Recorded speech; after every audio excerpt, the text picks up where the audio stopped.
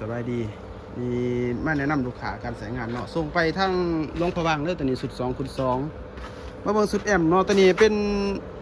power amp ตัวนี้เป็นซีชาแนลให้ลูกค้าถ้าจะดินชาแนลแล้วหรอให้ลูกค้าเลยมาเบิ่งหลานดังก่อนเนาะว่าต่อจังไดเนาะนี่ถ้าจะมีสาย2เส้นเด้อลูกค้าเด้อจะมีสีเขียวและสีเหลืองเด้อให้ลูกค้าเบิ่งเด้อสีเขียวกับสีเหลืองส่วนสีเหลืองนี่เนาะถ้าจะมาเข้าตู้เบสเด้อมันมี2ส่วนเนาะตู้เบสมาเข้านี่เอามาเข้าชาแนลละหลอกเด้อแนวละอันเด้กดแนวละอันมาซุปเขาแนวละอันโดดซุปเขา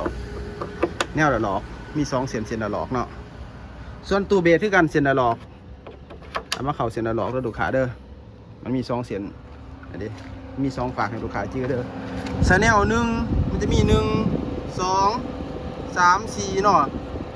1กับ2นี่บ่1 2นี่เอาไปเข้าเสียงกลางแนวละหน่วย3 4เข้าเบสแนวละหน่วยเด้อ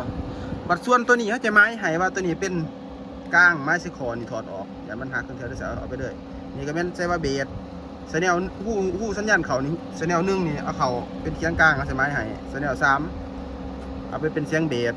มันมีสาย2สายทั้งที่เขาจะบริถอดบิดนี่มาบริถอดกันแล้วสิป้าให้ได้จังซี่เขาจะถอดแต่สายนี่ให้ลูกค้าส่วนสายซีอิทนี่จะเป็นสายไม้เด้อให้ซุปตามนี่ขึ้นเด้อสายซีอิทนี่เด้อซีอิทนี่เอาเขาชแนล1เด้อ21มันมี1 2 3 4มี4 2 1 2 3 4ชแนล1 2นี่เอาสายซีอิทเขาชแนล2สายซีอิทเขาชแนล3เป็นสายพังเพลงเจ๊กพังเพลงนี่ดิต้องเปิดนี่ดิเวลาเปิดยุ่งขึ้นในซีเวลาเปิดยุ่งขึ้นคู่กันด้วยยุ่งคู่กันสิแต่ก่อนเปิดทุกเทื่อตัวนี้ต้องตั้งไว้ศูนย์เด้อลูกค้าเด้อตั้งไว้ศูนย์เพียงศูนย์ตามคลิปเขาบอกเด้อตั้งไว้ศูนย์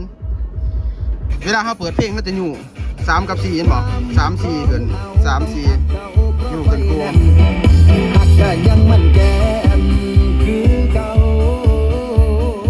ประมาณนี้การใช้งานตัวนี้แม่นกันว่าลูกค้าเชื่อมต่อบลูทูธกดอยู่นี่เชื่อมลงเลยกดนี่บัดนึงมันจะเขินกดเมนูนี่ปึ๊บ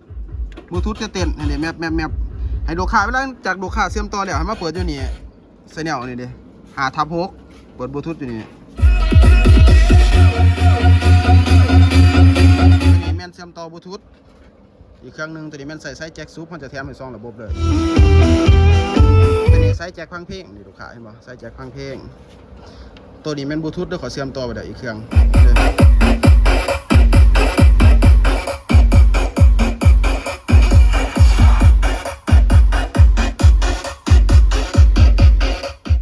มาเบิ่งการใช้งานด้านหน้าเนาะ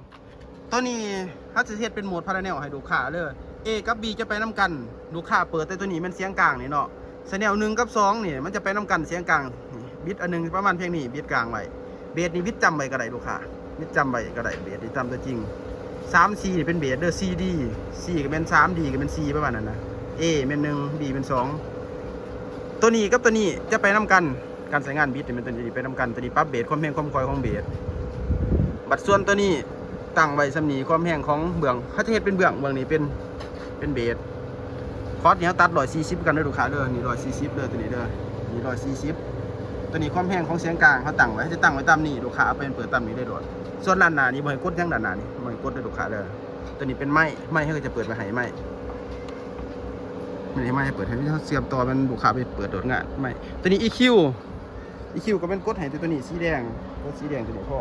คูณ2ตัวนี้เป็นพวกกราฟกาแฟเท่าบริกดคำเป็นกดเข่าตัวกันเป็นใบพัดเป็นบริษัท EQ บุตรไหลให้เมืองตามตัวจริงมาบุตรไหลส่วนตัวนี้ปลั๊กไฟแมนลูกค้าเปิดตัวนี้มันจะทำงานบัดเดอร์โดดเปิดตัวนี้อันเดียวเดี๋ยวตัวอย่างเด้อก่อนสิปิดเปิดแมนให้ปิดแอมก่อนทุกเทื่อปิดแอมก่อนเดี๋ยวจะมาปิดนี่เดี๋ยวเอาเบิ้งนำกันเดิมต้นเลยเดี๋ยวมันจะรับให้เท่าอันเลยปิดปลั๊กเดียวมันจะแมปไปเลยเห็นบอกประมาณนี้มาดูค่ะเวลาสีใส่ตัวนี้ขั้นเอาร่วมตัวนี้มันร่วมมันตัวนี้เปิดนี้ก่อนขั้นเอาร่วมมันแล้วก็มาเปิดนี้มันจะขึ้นในแต่ละอัน2 3 4 5ให้น้องขึ้นในแต่ละอันตัวนี้เขาเอาให้ลูกค้าตัวนี้สามารถสากไทย USB ได้เวลาหลังจากเปิดได้เขามาเปิดแอม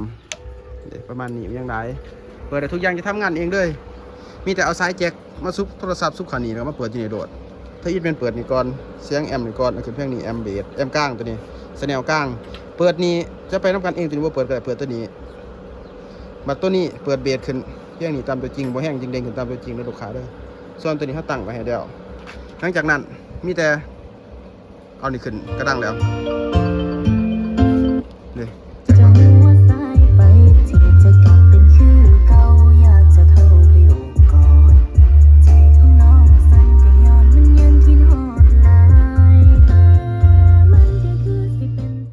การใช้งานมันมีอย่างไรเดี๋ยวให้จังตัวหากันตื่นมิแต่ไซด์นี่แม่นอย่าลืมเด้อซุปตามนี่เด้อไซด์เด้อเขาจะถ่ายรูปไปให้ซุปตามนี่ส่วนทางหน้าแม่นตั้งตามนี่เดี๋ยวจะยึดตามหูนี่เลยทุกอย่างเลยเดี๋ยวร้านดังเห็นจะซุปตามนี่เห็นบอกเขาจะถ่ายรูปไปให้เดี๋ยวก็เบิ่งตามวิดีโอนำง่ายฝากดูของร้านดังเดี๋ยวร้านดังประมาณนี้เด้อจะไปซุปตามนี่ขึ้น